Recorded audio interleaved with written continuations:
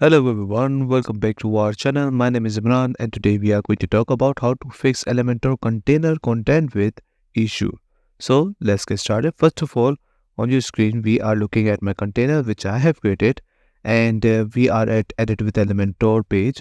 This is the page which I have created.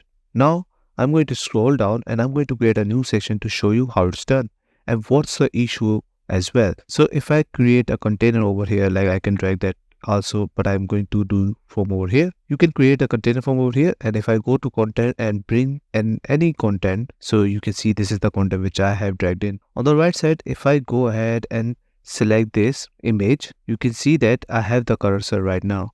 We can play around it, but you can see that if I left it right here and if I go back and try to do it, it will not go to this maximum height. Why? Because there is one option which you need to do.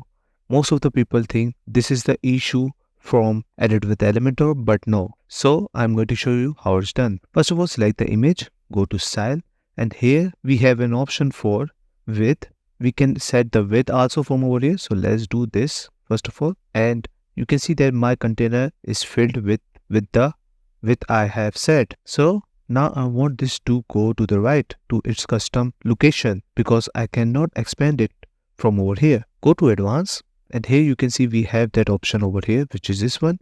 Click on this and click on default. You can see it goes to its original location right now. Most of the people think that this is the issue, but it's not. But if you click on custom now, you can see that you can play around it. But if you want to go for the maximum height, you can do that by clicking on default. Now this issue has been resolved.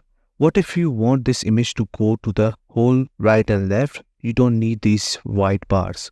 So this is also possible. How you can do it? Go to content, go to container properties, and here what you're going to do, we are going to play with this content width.